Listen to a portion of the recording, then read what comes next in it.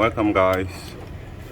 In today's very video here, I want to be debunking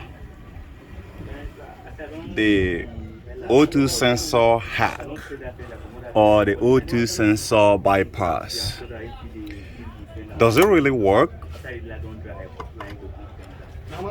I know a lot of you guys who are doing it most often times are using it to beat some of the unlegit smoke tests and pass emission tests in your countries.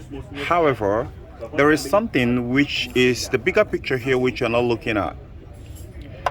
In my channel, I've actually teach how to be able to test this very O2 sensor in two different ways to confirm if they are in a very good condition or that's contrary to what the computer is complaining about. This very O2 sensor 4-wire here is pulled out of this very Nissan Rogue 2010 model, and the error code there is P0043. You probably have come across this before you decided that you want to bypass it. Now, what does that bypass does? Let me explain. Most manufacturers, especially Denso, their O2 sensor resistance specification range from 10 ohms to 20 ohms. So when the O2 sensor heater circuit begins to fail, it drops below that very parameter. It will give you like 3, 6, anything below 10 ohms, and therefore as soon as the computer sees it, it will start being all over the place and creating a mess. And that mess is something that can rose from engine underperformance, rough idle. This is just a little to name few. There are a whole lot of about 15 symptoms of O2 sensor, which I'm going to be teaching in the next video. So go ahead and watch it if you want to know it, because I know a lot of people have not actually dived deep like I've dived deep into this very O2 sensor issue. So if you want to get that very information, then you want to tune up. Now let's get back to the hack or the bypass. Now the bypass in the other aspect is just coming through this very two black wire that are responsible. In some model or in some other O2 sensor, you might see them white or yellow, in as much as it's having the same color that indicates the heater circuit. So in as much as that heater circuit is concerned, all they did in the bypass, as far as I can tell, is to cut one of the wire of the heater circuit and insert 10K resistor in order to boost the resistance of this very sensor here of the heater circuit. Now I'll tell you what is going to happen. You're going to end up confusing the computer, the ECM, to believe that it falls within the specified range of the manufacturer. However, there is something that the computer cannot override. You're just confusing the computer to start thinking, what the hell is going on? This reading is accurate.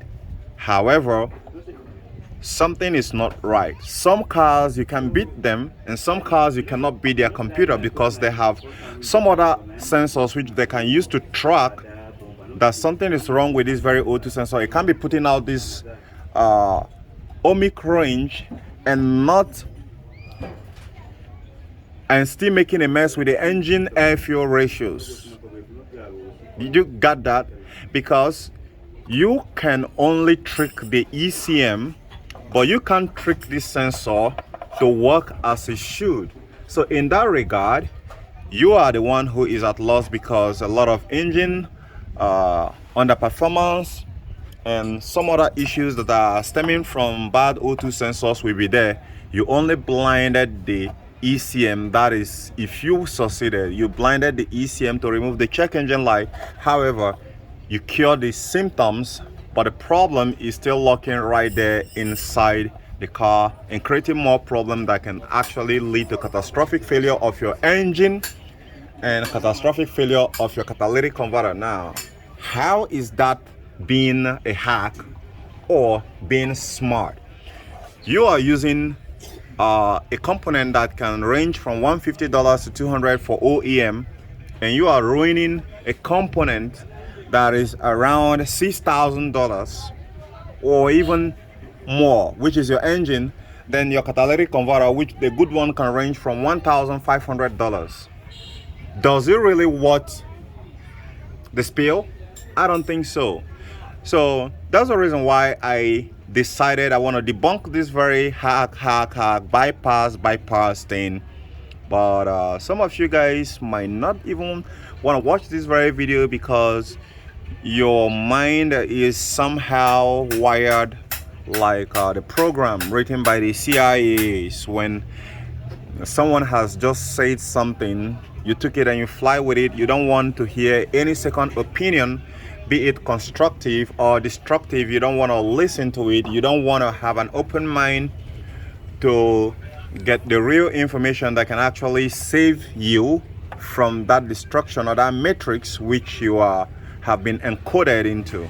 So I'm also going to be doing more videos concerning some other claimed hack or bypass in the system and tell you their consequences, so you should be well aware before doing that, because the consequences can be much more financial strain, strangulation, bankruptcy than that bypass. So guys, I'm gonna be